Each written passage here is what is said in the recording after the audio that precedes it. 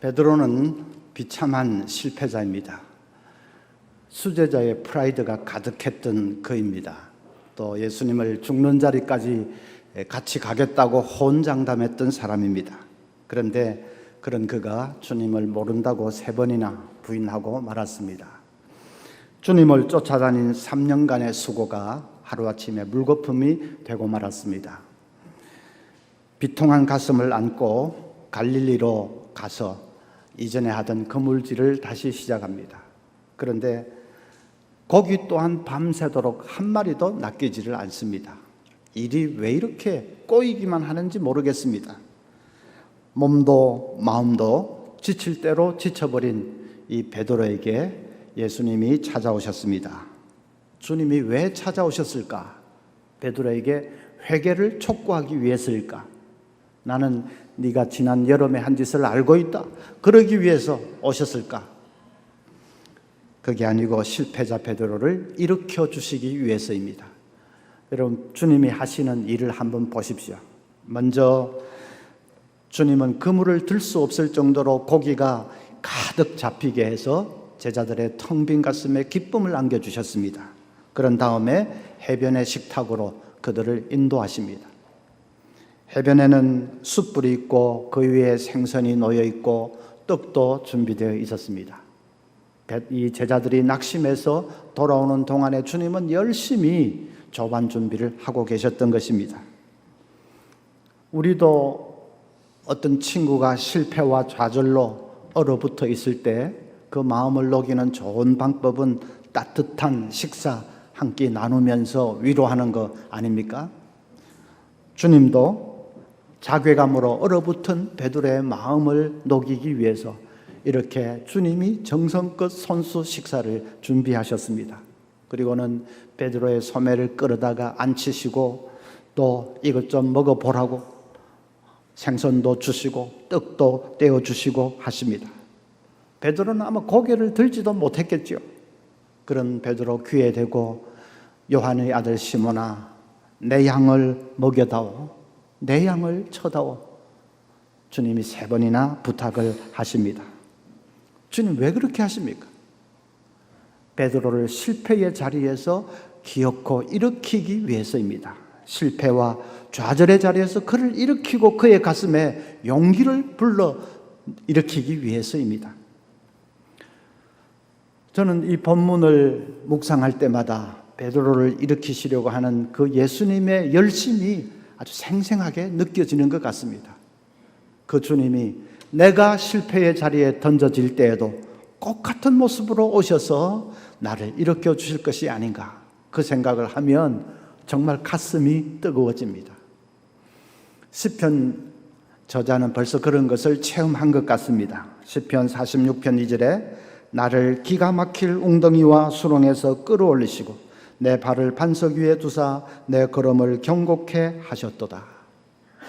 억장이 무너지는 웅덩이와 수렁에서 나를 끌어올려 주시는 주님, 실패의 자리에서 나를 일으켜 주시는 주님을 이 시편 기자는 노래하고 있습니다. 저의 부친은 제가 초등학교 학생 때 완전히 사업에 실패를 하셨습니다. 우리 8 식구가 진짜 거리에 나앉다시피 그렇게 쫄딱 망했습니다. 그 처참한 자리에 담임 목사님이 오셔서, 신방을 오셔서 예배를 드려 주셨습니다. 예배를 다 마치고 목사님이 어머니에게 한마디를 하셨습니다. 구집사, 죽었다고 생각하고 다시 한번 시작해 보세요. 죽었다고 잃어버린 것은 더 이상 생각하지 말고 그냥 죽었다고 생각하고 처음부터 다시 한번 시작해 보세요. 그 목사님 한마디가 이상하게 가슴에 와 닿아서, 그래서 정말 이를 악다물고 용기를 낼 수 있었다는 그 어머니 말씀을 저는 수십 년이 지난 지금도 생생하게 기억합니다.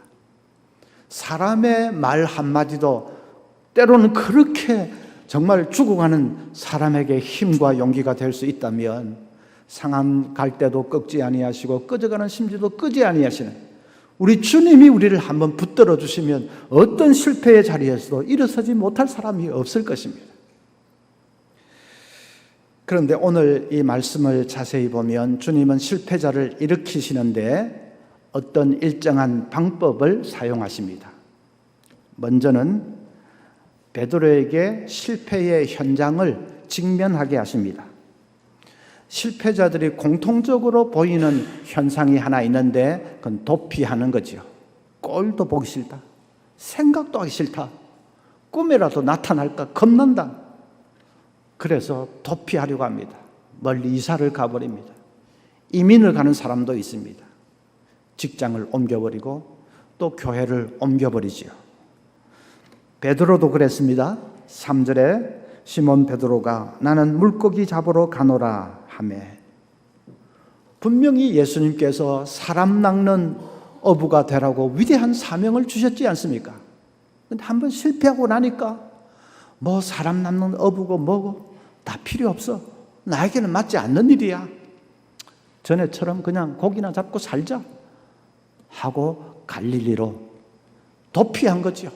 도망을 친 것입니다. 그 베드로를 주님이 갈릴리 해변까지 쫓아오셨습니다. 그리고 베드로 코 밑에 숯불을 들이미십니다. 9절에 육지에 올라보니 숯불이 있는데 그 위에 생선이 놓였고, 이 숯불이 중요합니다. 왜냐하면 숯불을 바라보는 베드로가 무엇을 떠올렸겠습니까? 자기가 대제사장 가야바의 집 뜰에서 예수님을 부인하던 바로 그 순간을 떠올렸을 것입니다.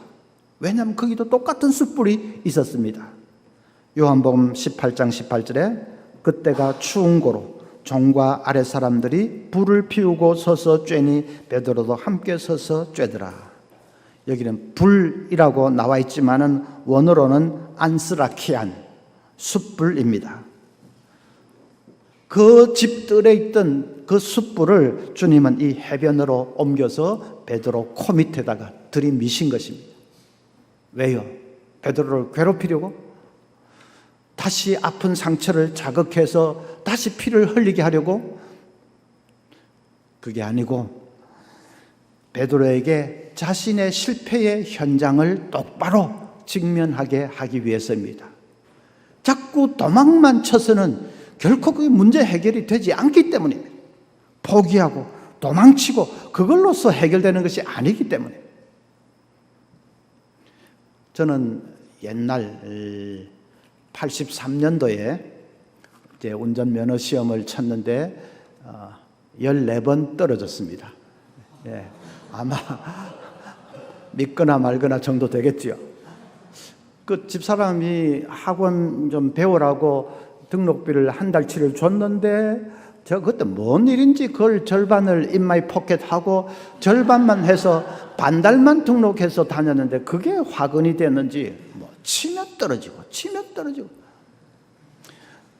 이제 12번째 시험 칠 때입니다. 또 조심조심 하는데 삑 소리가 났습니다.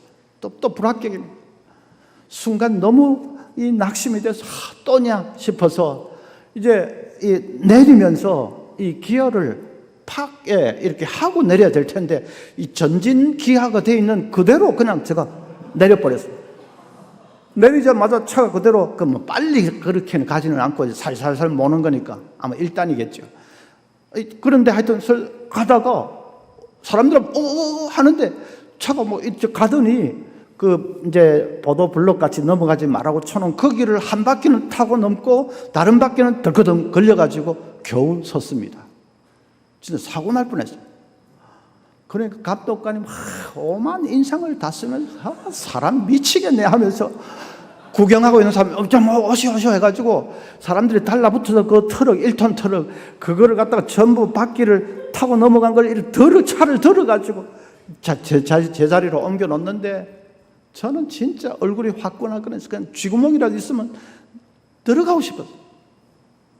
그런데 누가 여기를 툭툭 칩니다. 봤더니 앞면에 있는 시내 어느 다른 교회 강도사였습니다.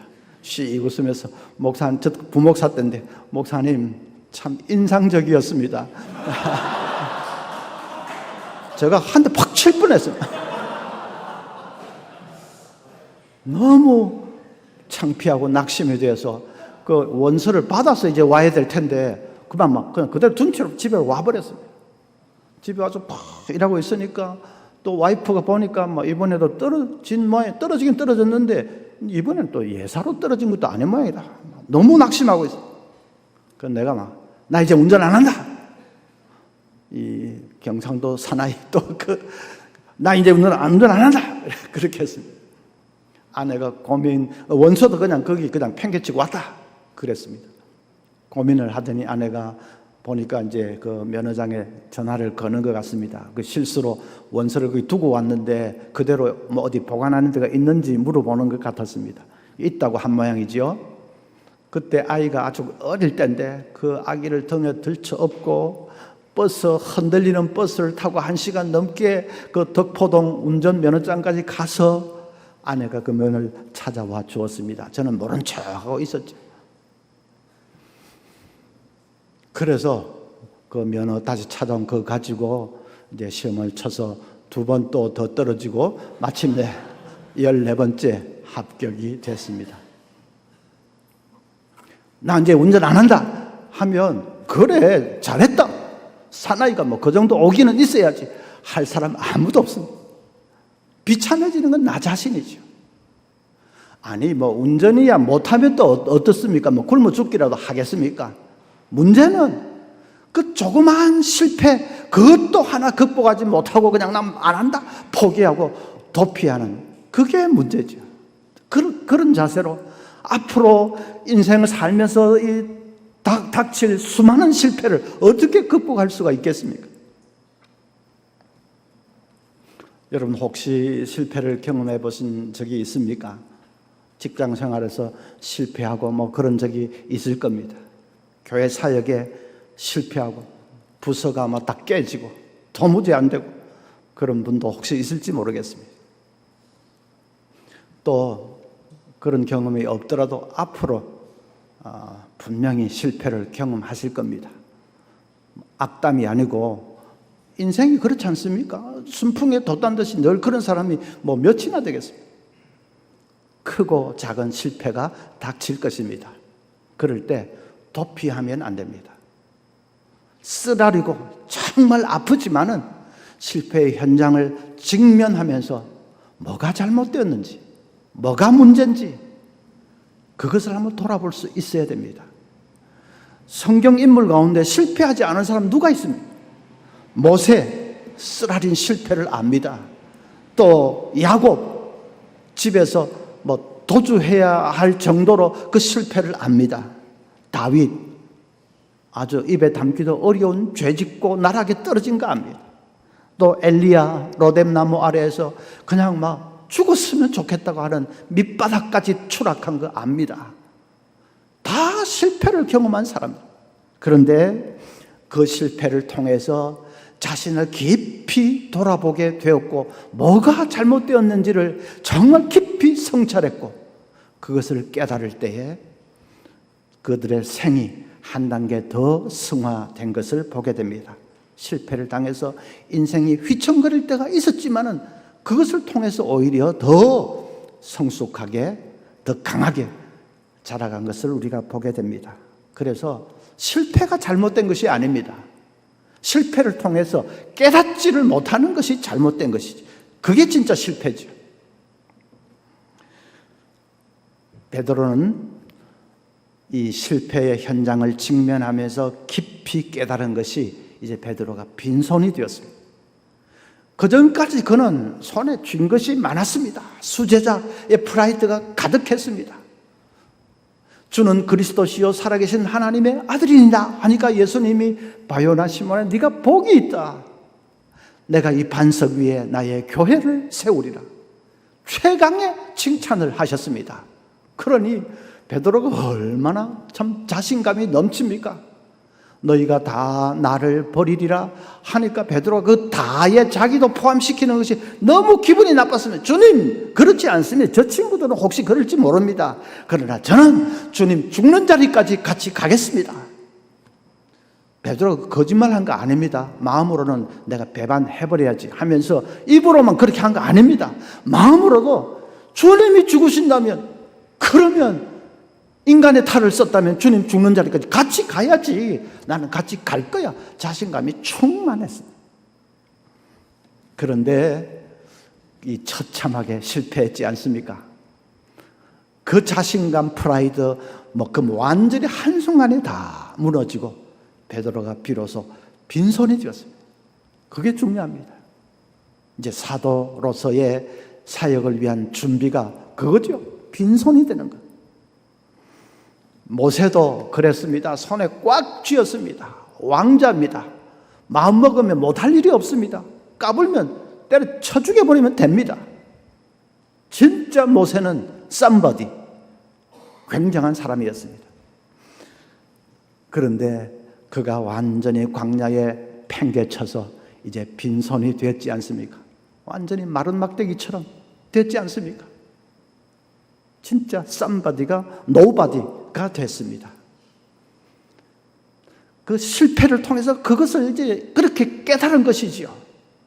장차 세계 최강의 황제 바로와 싸워야 됩니다. 근데 자기 손에 좀 쥔 거 그걸로 택도 없는 일이죠. 하나님이 그걸 아시니까 완전히 빈손으로 만들어 버려서 진짜 하나님만 의지하는 믿음의 사람으로 만드신 것이죠. 사도 바울, 그도 은사도 많이 받았죠. 성령의 그 영감도 받아서 하나님 말씀 많이 기록했지요. 삼청천의 그 놀라운 비밀도, 천국의 비밀도 체험했지요. 그러니까 자만해질 수 있는 위치에 있었습니다. 그에게 육체의 지병, 사탄의 사자, 육체의 가시라고 하는 그 지병을 주셨고, 이거 고쳐주시면 내가 사역을 훨씬 더 잘할 수 있겠습니다 하는데 하나님의 응답은 다르게 왔습니다. 고린도후서 12장 9절에 나에게 이르시기를 내 은혜가 내게 족하도다.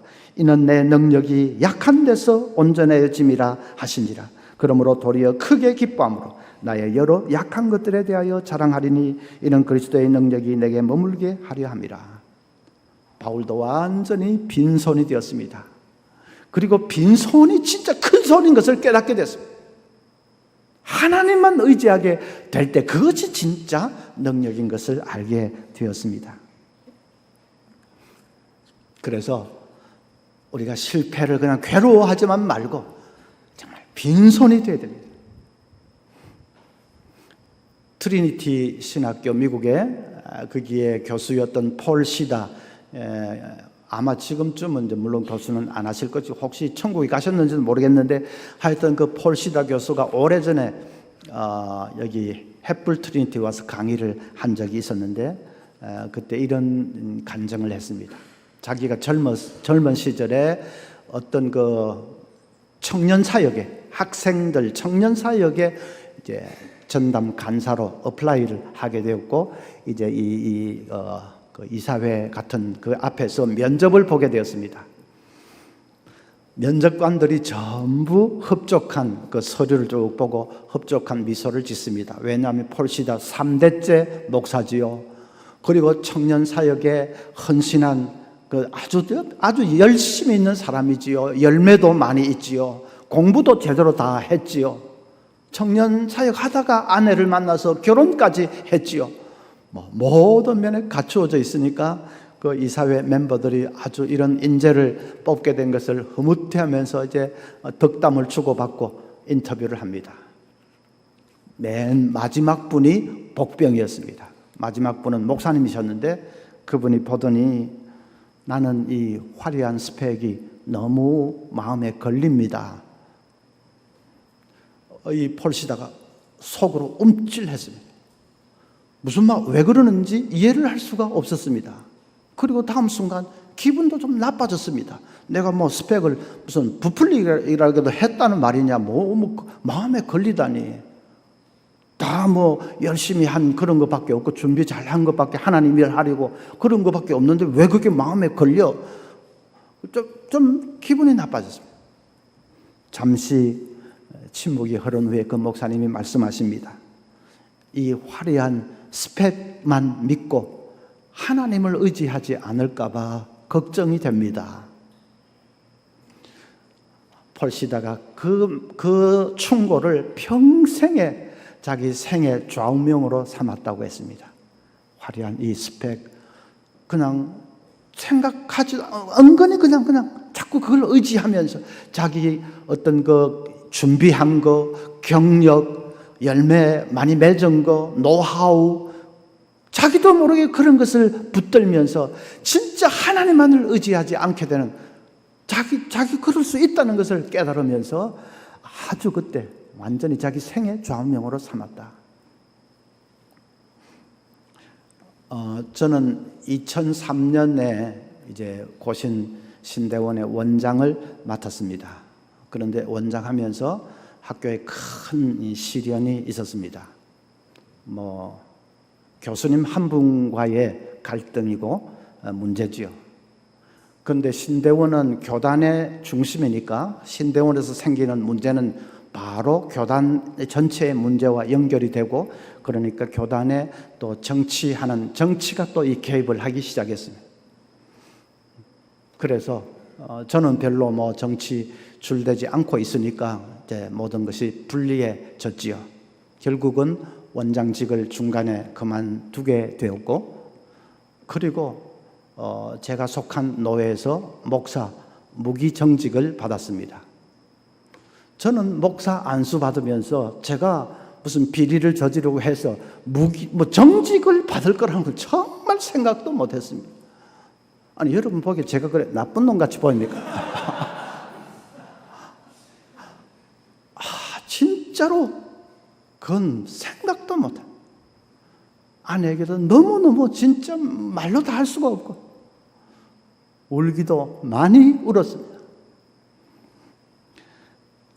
그런데 하나님께서 저에게 광야의 훈련을 시키신 것입니다. 이제 그 해석이 분명해졌습니다. 빈손을 만드신 것이죠. 제가 최연소 몇 가지를 달고 있었습니다. 저는 33살에 담임 목사가 됐습니다.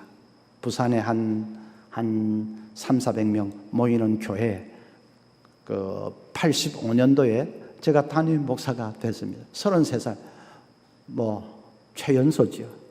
제가 스타트가 되어서 그때 한 10여 년 동안 이제 30대 목사를 담임 목사를 청빙하는 바람이 우리 교단 안에 한번 불기도 했습니다.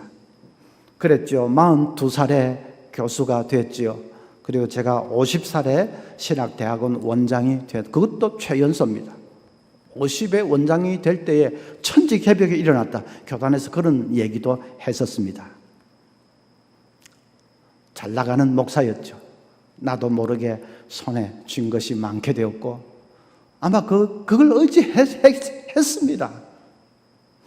그런데 정말 생각지도 못한 그 큰 시련을 당하면서 이제 그 모든 것 내려놓고 정말 그게 중요한 것이 아니고 정말 하나님만을 바라볼 수 있게, 물론 그 이후에도 참 믿음이 참 부족하고 보잘것이 없지만 그때 한번 결정적인 완전히 빈손이 되도록 하나님이 그렇게 만드셨습니다. 하나님 보시기에 이 정도 하면 됐다 싶은 그 타이밍이 되니까 이제 목사 복직도 다 되고, 그리고 모든 진상이 다 밝혀지고, 그 상대방 교수님은 교단에서 정치가 개입해서 지지부진하니까 완전히 세상 사법부로 확 심판을 해버리셔서 두 말도 못하게, 그건 정말 우리도 기대하지 않은 건데 하나님이 그렇게 개입하셔서 하시고 다 모든 것이 끝났죠. 철저하게 낮추시고 철저하게 빈손되게 하시고, 하나님 저를 얼마나 사랑하셨는지, 실패가 정말 천금으로도 살 수 없는 그런 축복이 됐습니다. 그런데 이제 은퇴하는 이 시점에 인생을 쭉 돌아보면 그것뿐 아니고 내가 이 원하는 바대로 되지 아니한 일들이 이 길이 가로막히고 실패라고 할 수 있죠. 그런 건 많았습니다. 좀 더듬어 올라가 보면 어릴 때는 그냥 두고 올라가 보면 강도사 시절 조금 좋아했던 자매가 있었거든요. 결혼하고 싶었는데 그 안 됐습니다. 와, 그때 많이 상처가 됐습니다. 후배가 저를 데리고 그냥 눈 내린 연대 그 캠퍼스를 거닐고 했던 그 생각이 납니다. 위로한답시고. 하여튼 그것도 안 됐죠. 부목사 시절에는 유학 가려고 준비가 다 됐는데 비자가 안 나옵니다. 물론 그때는 이 신학생이나 목사들 비자가 진짜 잘 안 나올 때였기는 하지만 그래도 또 가는 사람은 가는데 또 이 길이 하나님 길을 막으시는지 유학도 안 되고, 그리고 이제 부목사 이제 지금 있는 서문교에서 제가 하고 있었는데 강도사, 그때 강도사였는데 부산에 계시는 연로하신 목사님이 밤차를 타고 올라오셔서 서울역 거리에서 저를 불러내서 만나가지고 이 한강사 우리 교회 내려오는 걸로 교인들도 다 알고 있고 그리고 꼭 내려와야 된다, 이제 부교역자로 오라는 거죠. 저는 뭐 손톱만큼도 가고 싶은 마음이 없었습니다. 완전히 그때는 제가 서울에서 뭐 큰 대학부를 이제 맡아서 하고 있는데 이 지방에 조그만 교회 가는 건 완전히 무슨 낙향하는 그런 기분이 들고 해서 조금 마음에 없는데, 근데 그 워낙 연로하신 목사님이 밤차 타고 올라오셔서 그렇게 권하는데 그 자리에서 아유 목사님 안 됩니다 할 수가 없어서 그냥 싱긋이 미소만 지었는데 목사님 그걸 막 오케이로 받아들이시고 내려가서 막 그냥 온다 하고 소문을 다 내버리셨어요. 근데 그런 얘기 들리는데 어떻게 또 안 갈 수 있습니까? 진짜 완전히 코끼에서 가는 심정으로 그렇게 왜 나를 그런 조그만 그런 지방의 교회로 이끄시는지 그것도 마음에 안 들고, 그리고 또 원장 시절에는 그렇게 큰 시련도 당하고 그랬는데 지금 이제 마치 바둑을 복귀하듯이 인생을 쭉 돌아보면 그것이 하나님의 인도였습니다. 하나님께서 나를 낮추시고 또 하나님만 의지할 수 있도록 하나님 앞으로 더 가까이 끌어오기 위한 하나님의 인도였습니다. 절묘한 하나님의 솜씨였습니다. 저는 그게 분명합니다. 만약에 강도사 시절에 그때 그 자매하고 결혼이 됐더라면 아마 목회가 제대로 안 됐을 겁니다. 자매한테는 미안한 말이지만은 괜히 뭐 겉모습만 보고 뭐 이렇게 총각 때 뭣도 모르고, 여러분 뭣도 모르고 하면 안 됩니다. 예. 그렇게 했으면 이 목회가 안 됐을 겁니다. 하나님 그거 알고 막으신 겁니다. 또 그 유학 그때는 왜 막으시는지 했지만은 그때 제가 총각이었거든요. 그냥 유학 갔으면 또 재정적으로 아무 준비된 것도 없는데 그냥 막 그렇게 갔으면 고생도 진탁하고 공부도 제대로 뭐 그러면 했겠습니까? 그리고 또 총각이니까 외롭다고 미국에 어느 교포 이상한 여자하고 그냥 결혼도 해버리 이러면 어떻게 되겠어요? 또 그때 교회사 하려고 했는데 내 적성도 아닌 걸 알지도 못하고 교회사 한다고 껄떡거렸으면 어떻게 됐을까? 하나님이 다 막으시고 다음에 이제 제가 담임이 되어서 조금 심우하다가 유학을 갔습니다. 그러니까 그 교회에서 전적으로 서포트해 주었지요. 경제적으로도 어렵지 않게 안정적으로 공부할 수 있었지요. 이미 또 이제 결혼해서 가정도 이루어서 잘 뒷받침될 수 있었지요. 뭐 하나님 다 준비해 놓고 계십니다. 조그만 교회로 왜 그 시골 교회를 나를 인도해 가십니까 했는데 알고 보니까 그 교회에서 이제 저를 전적으로 유학할 수 있도록 서포트도 하시고, 그 다음 제가 큰 교회 바로 갔으면 아마 이 시작하는 초년생이 아무래도 실수를 하지요. 큰 교회에서 실수하면 데미지가 클 것입니다. 근데 조그만 교회니까 뭐 실수해도 교인들이 다 이해도 하고 덮어주고 나도 빨리빨리 눈치를 가지고 이제 이렇게 고쳐나가고 하면서 제가 목회 수업을 잘 받을 수 있었습니다. 그리고 원장 시절의 그 큰 시련, 그것은 저를 서문교회로 이끄시기 위한 하나님의 또 섭리였습니다. 아마 원장 잘 마치고 교수로 잘 나갔으면 제가 교회 목회로 갔을까? 물론 목회에 대한 동경은 많이 있었습니다. 그래도 딱 결단을 못하고 아마 미적미적 했을 수도 있는데 이제 그 사건이 탁 터지니까 결정적인 하나의 계기가 되기도 했지요. 그래서 돌아보면 실패할 그때는 왜 하나님 이렇게 하시고 왜 이렇게 나를 막으시고 왜 했지만은 하나님이 낮추시고 그래서 전심으로 하나님만 의지하는 사람 되게 하기 위해서 하나님 훈련시키신 것입니다.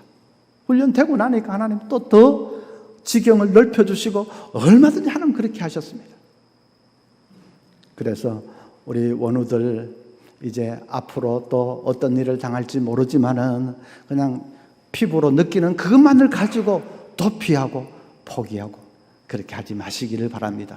하나님께서 여러분을 붙들고 계시고 다루고 계시는 것을 믿으시기를 바랍니다.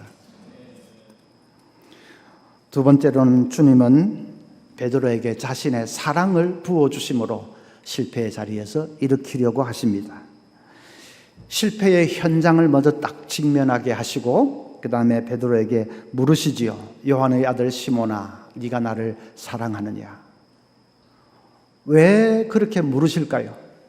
제가 우리 딸이 어렸을 때 아름이 아빠 사랑해?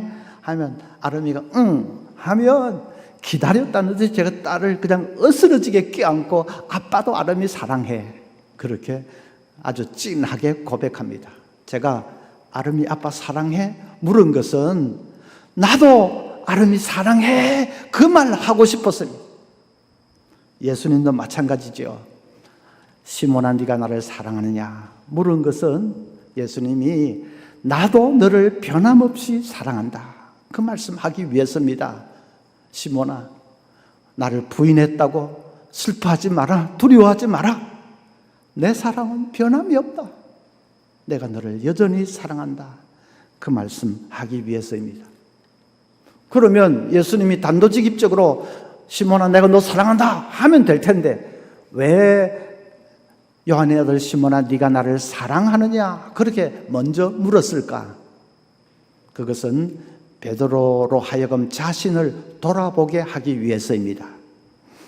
베드로는 지금 주님을 떠나서 멀리 갈릴리까지 도망쳐 오다시피 했습니다. 이제 나는 이제 사명이고 뭐고 이제 다 끝났어, 필요 없어, 나는 고기나 잡으면서 살 거야 하고 멀리 떠나왔습니다. 다 필요 없어 했습니다. 그런데 시몬아 네가 나를 사랑하느냐 하는 그 주님의 질문 앞에 베드로는 불현듯이 자신을 돌아보지 않을 수 없었습니다. 내가 정말 사명을 떠나서 살 수 있는가? 내가 정말 주님을 떠나서 살 수 있는 존재인가? 하는 것을 불현듯이 돌아보게 되었습니다. 그러니까 뭐 답은 분명하지요. 주님을 떠나서는 나는 살 수 없는 존재다. 그것이 주님의 질문 앞에서 분명해졌습니다. 사명이고 나발이고 다 필요 없어 한 것은 너무 마음이 괴로워서 그렇게 했습니다. 너무 마음이 괴로워서 주님을 떠나는 채 했을 뿐입니다. 떠나는 채 했을 뿐이지 진짜로 주님을 떠나서 살 수 있느냐, 그게 네가 나를 사랑하느냐 하는 질문 앞에서 자기를 돌아볼 때 분명해졌습니다. 주님, 저는 주님을 떠나서는 살 수 없어요. 주님 없이는 살 수 없어요. 그게 분명해졌습니다. 그래서 주님, 제가 주님을 사랑합니다 고백을 했습니다. 정확하게 말하면 내가 주님을 사랑하는 줄 주께서 아시나이다. 3번이나 부인한 주제에 주님 사랑합니다 말할 그런 무슨 낯짝도 없습니다. 그래서 주님 내 마음을 아시지 않습니까? 내가 주님을 사랑합니다. 저는 주님 없이는 살 수 없어요. 그러면 일어설 수 있는 것입니다. 우리가 실패했을 때 주님 오셔서 절대로 너 사역을 왜 그 모양 그 꼴로 했냐 그렇게 묻지 않으십니다. 네가 그것밖에 안 되냐 그렇게 추궁하지 않으십니다. 네가 나를 사랑하느냐. 그래서 주님, 제가 주님을 사랑합니다. 그 말 할 자신도 없으면 제가 주님을 사랑하기를 원합니다. 주님을 사랑하기를 원합니다. 여러분의 간절한 마음을 그렇게 내어 쏟을 수만 있다면 그러면 일어설 수 있습니다. 한신교회 이윤재 목사님은 옛날에 고3 시절에 대학 입시를 불과 한 달 앞두고 연탄가스, 하숙집에서 연탄가스를 마셔서 거의 죽다가 살아났다고 합니다. 머리가 완전히 깨어질 듯이 아파서 한 달 남은 그 입시를 잘 준비를 할 수가 없습니다. 그래서 입시에서 낙방을 했습니다. 대학에 떨어지니까 판사의 꿈도 날아가 버렸습니다. 삶이 완전히 무너졌습니다. 방황하다가 세월도 많이 보내면서 방황하다가 진짜 완전히 이제 인생의 이 완전히 밑바닥까지 추락했을 때 희미하게 하나님이 부르시는 음성을 들었다고 합니다. 그래서 신학교에 입학을 했고 이제 공부를 다 마치고 목사가 되어서 목회를 시작했습니다. 목회를 하는데 마음이 늘 조급했답니다. 이왕 이 길로 들어섰으면 여기서 잘해야 된다 하는 마음이 간절했습니다. 자기는 너무 오랜 세월 빙빙 돌아서 먼 길로 왔습니다. 그래서 내가 잃어버린 시간을 만회해야 되고 여기서 잘해야 된다. 그 생각이 간절한 거죠. 그러다가 이스라엘로 이제 유학을 갔습니다.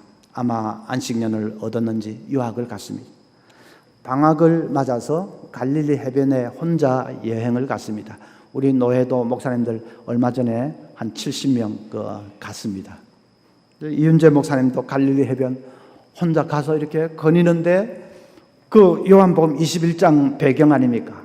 그 말씀을 읽고 싶은 그런 마음이 생겨서 성경을 펴서 요한복음 21장 읽는데 요한의 아들 시몬아 네가 나를 사랑하느냐?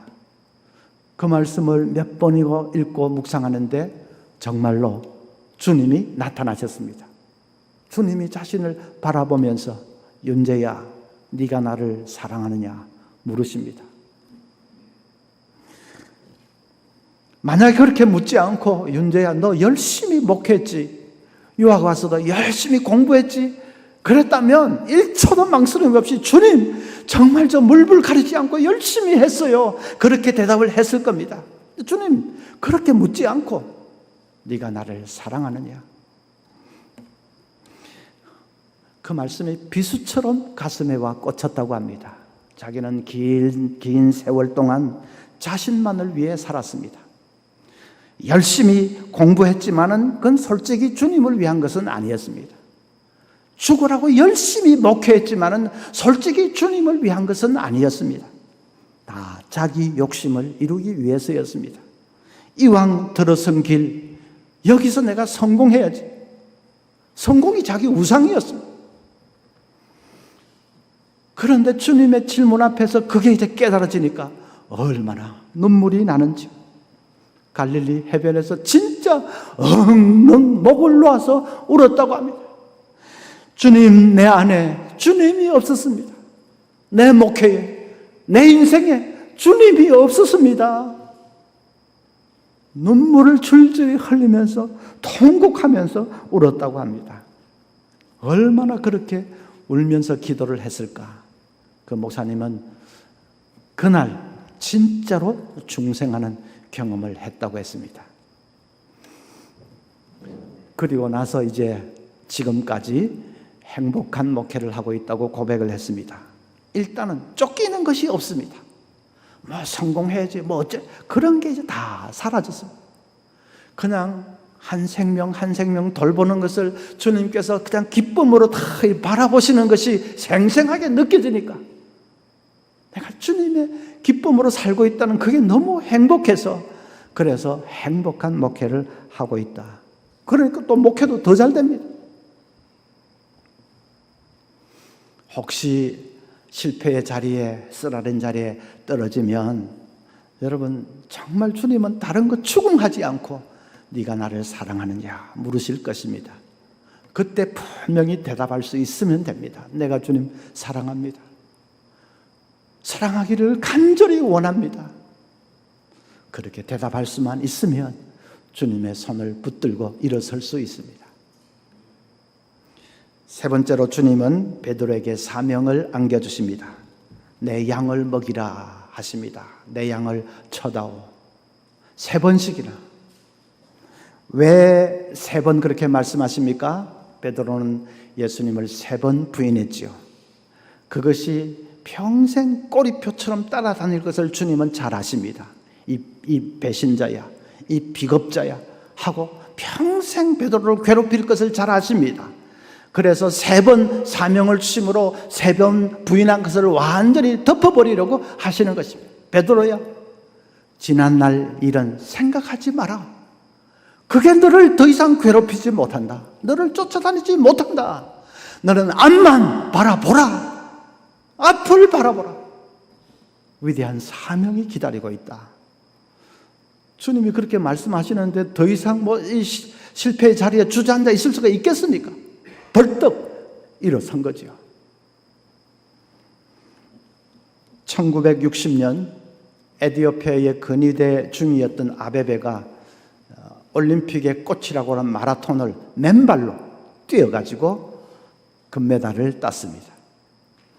그로부터 4년 후 도쿄 올림픽에서 아베베가 이번에는 운동화를 신고 뛰어서 또 금메달을 땄습니다. 그 이후에 전 세계인은 아주 충격적인 소식을 듣습니다. 아베베가 영웅이죠. 전설이죠. 그런 아베베가 교통사고를 당해서 휠체어를 타고 다니는 이 불구자가 되었다 하는 소식을 들었습니다. 사람들이 전부 큰 머리를 휘날리면서 맨발로 달리던 그 영웅의 모습을 볼 수 없을 줄 알고 온 세계인이 다 슬퍼했습니다. 그런데 웬걸요? 4년 후에 열린 런던 이 지체장애자 올림픽, 패럴림픽, 거기에 아베베가 에티오피아의 장애인들을 이끌고 나타나서 이번에는 휠체어를 타고 달려서 또 금메달을 땄습니다. 지난번에 2번 연속 우승했을 때보다도 온 세계 사람들이 더 열광적으로 환호하고 박수한 것은 두말할 것도 없죠. 아베베가 왜 쓰러질 수 없었겠습니까? 자기는 할 일을 보았습니다. 불쌍한 장애인들에게 꿈과 용기를 심어줘야 할 지고한 사명이 자기 어깨에 드리워져 있는 것을 그는 깨달은 것입니다. 자기만이 할 수 있는 일인 것을 그는 깨달은 것입니다. 그러니까 주저앉아 있을 수가 없지요. 일어섰습니다. 우리에게는 그 지옥길로 달려가고 있는 이 많은 생명들을 복음으로 살려내야 될 위대한 사명이 주어졌습니다. 지체장애가 문제가 아니라 영적인 장애가 되어서 하나님과 단절되어 사는 이 많은 사람들을 살려내야 될 그 놀라운 사명이 우리에게 주어져 있지 않습니까? 그 사명 바라보면 실패의 자리, 어떤 정말 억장이 무너질 자리라도 그래도 사명을 바라보고 앞을 바라보면 일어설 수 있습니다. 저는 때로는 이 설교 준비를 다 해놓고 한번 다 읽어보면 그냥 자신이 없을 때가 종종 많지요. 무슨 새로운 내용도 없는 것 같고 감동적인 그런 어떤 스토리도 없는 것 같고 맥이 탁 풀어질 때 저의 해결책이 뭔지 압니까? 토요일 오후에 아무도 없는 본당에 혼자 딱 앉아서 이 앞을 강대상을 바라봅니다. 그러면서 한번 생각을 해봅니다. 내일 8시, 10시, 12시 이 자리에 수백 명 교인들이 앉아서 지금 나처럼 이렇게 교인들이 나만을 바라보겠지. 그 중에는 가출을 생각하고 있는 청소년들도 있을 것이고 또 이혼을 생각하고 있는 사람도 있을 것이고 이게 마지막 예배다. 이제 떠나서 안 올 거야. 그런 생각하고 있는 사람도 있을 수도 있고 어쩌면 자살을 생각하고 있는 사람도 있을 수 있다. 제가 교회 부임하고 얼마 안 돼서 몇 달 안 돼서 교인 한 사람이 자살하는 일이 일어났습니다. 제가 그때 신학교에만 얌전하게 있다가 교회 가서 그런 일을 당하니까 얼마나 제가 충격을 받았는지. 그래서 이 중에는 자살을 생각하는 사람도 있을 수 있다. 그 생각을 하고 있노라면 얼마 지나지 않아 정신이 번쩍 듭니다. 정신이 번쩍 듭니다. 지금 이 사람들을 살려내야 되는데 무슨 예화가 적당한 것이 없다고 고민하고 내용이 새로 하나님의 말씀 아니냐, 하나님이 하실 것 아니냐. 그러면 그냥 토요일 오후에 그렇게 앉아서 그 생각, 청중을 생각하는 거죠. 그러면 정신이 번쩍 듭니다. 주일날 이제 강단에 앉아서 부목사님 사회를 보고 제가 여기 딱 앉아 있을 때도 마찬가지. 이 수백 명 눈동자를 바라보면 지금 저 사람들 중에는 죽음을 생각하는 사람도 있을 수 있고 이혼을 생각하는 사람도 있을 수 있고 그러면 속에서 막 전의가 불탑니다. 그 이 살리는 생명의 말씀을 내가 들고 선다는 것이 얼마나 영광스러운지, 사람들의 영원한 운명을 좋아하는 그 말씀을 주님이 내게 맡기셨다는 것이 얼마나 놀라운지요. 그래서 그 미국의 갈보리 채플에서 사역했던 척 스미스 그 목사님은 여기 앉았다가 이제 설교하기 위해서 강단에 갈 때 이렇게 걸어가지 않고 후다닥 뛰어서 가십니다. 몇 걸음 안 되기는 해도 그래도 후다닥 뛰어서 가십니다. 장로님들이 목사님 왜 그 뭐가 바쁘다고 뛰어가십니까? 교인들이 수천 명이 지금 보고 있는데 조금 좀 품위가 없는 것 같습니다. 왜 뛰어가십니까? 척 스미스가 말했습니다. 배고픈 아기에게 젖병을 들고 가는 엄마에게 어찌 기쁨이 없겠습니까? 저에게는 그런 기쁨이 충만합니다. 그래서 점잖게 걸어가는 그것도 참을 수가 없고 그냥 화다닥 뛰어간다는 것입니다. 설교의 영광, 설교자의 말할 수 없는 영광이 우리에게 주어져 있습니다. 잭 하일즈 목사님 이렇게 말했습니다. 하나님의 종이 강단에 가까이 갈 때는 천사들도 날지 못하게 하고 천국의 호산나 소리도 잠잠케 하며 어른들은 경청하고 아이들에게는 귀를 기울이게 하고 젊은이들은 정신을 바짝 차리게 해서 천국이 응답하고 지옥은 떨도록 전 교회의 모든 성도들은 거룩함으로 기다려야 한다. 그럴 때 영원한 모든 것은 떨며 사탄과 그의 사자들은 두려움으로 흠뻑 젖게 될 것이다. 하나님의 종이 말씀을 들고 강단에 서는 그 순간은 천국도 잠잠하고 지옥은 떨고 그 영광 하나님이 우리에게 맡겨주셨습니다. 그래서 사도 바울이 이 로마로 압송되어 가면서 그 아그리빠 왕 앞에서 뭐라고 했습니까? 왕이여, 이렇게 결박된 것 외에는 왕이 나와 같기를 원하나이다. 그 말은 딱 이 앞뒤 가리고 그것만 딱 보면 틀림없이 왕이 했어야 할 소리입니다. 바울아, 아이고 보아하니 너하고 나하고 계급장 다 떼고 보면 뭐 나이도 비슷하고 그런데 너는 또 공부도 많이 했지 않느냐? 그런데 너는 인생이 왜 그 모양 그 꼴이고 지금 내 말 한마디에 지금 생사가 왔다 갔다 하고, 아이고 이 불쌍한 인생아, 네가 나 같으면 얼마나 좋았겠느냐. 왕이 그렇게 말해야지. 근데 아닙니다. 죄수 바울이 왕이요. 이 결박된 이거는 솔직히 인간적으로 보면 별로 뭐 그래 바람직하지 못한 것일 수 있지만 이거 외에는 왕이 나와 같기를 원하나이다. 사역자의 영광, 설교자의 말로 닿을 수 없는 영광. 그래서 영국 여왕이 구세군 창시한 윌리엄 부스에게 하도 막 좋은 일을 많이 하니까 무슨 복지 장관을 맡기려고 하니까 윌리엄 부스가 말했습니다. 폐하, 저는 그런 자질구레한 일에는 신경을 쓸 겨를이 없습니다. 우리 하부들이 정말 우리에게 맡겨주신 위대한 사명을 바라보면서 어떤 힘들고 어려운 자리라도 여러분 일어서시기를 바랍니다. 여러분은 저의 성공이 혹시 부러울지 모르겠습니다. 그런데 저는 여러분의 기회가 한없이 부럽습니다. 정말 파우스트처럼 뭐 바꿀 수만 있다면 바꾸고 싶을 정도로 여러분에게 주어져 있는 이 창창한 기회가 한없이 부럽습니다. 아이고 힘들고 어려운 일도 많다.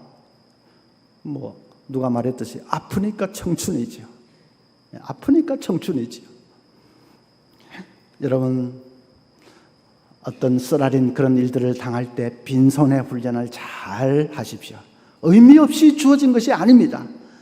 철저하게 깨어지고 낮아져서 전심으로 하나님만을 의지하는 빈손의 훈련 잘 하시고, 그리고 주님 사랑합니다. 성공이 아니고 뭐 대형 교회가 그런 게 아니고 한 생명 한 생명 돌보는 것을 기쁨으로 바라보실 그 주님을 나도 바라보고 그 주님을 사랑하면서 주님 사랑합니다.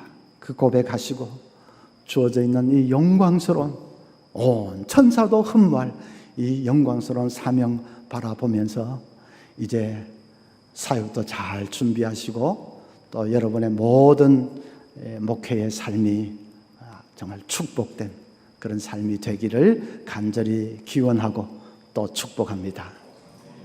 기도하겠습니다. 하나님 아버지, 연약한 것들이 실수하고 넘어지기를 잘하지만은 그때마다 주님 오셔서 베드로를 일으켜주신 우리 주님 오셔서 우리를 잡아주시고 우리를 일으켜주시고 더 강하고 성숙한 길로 인도해 주실 것을 믿습니다. 사랑하는 우리 원우들이 이 주님만 바라보며 열심히 사역 잘 준비할 수 있도록 도와주시옵소서. 하나님 아버지, 우리 원우들을 통하여 그들의 사역과 헌신을 통하여 위대한 일을 이루시고 하나님 크신 영광을 받아 주시옵소서. 한국 교회를 위하여 이를 아름답게 사용하시며 세계 선교를 위하여 위대하게 사용하셔서 이 합신 선지동산에서 눈물 흘리며 기도한 모든 것들이 헛되지 아니하고 하나님의 나라와 영광을 위하여 아름답게 쓰임받는 생이 되도록 하나님 도와주시옵소서. 예수님의 이름으로 기도하옵나이다. 아멘.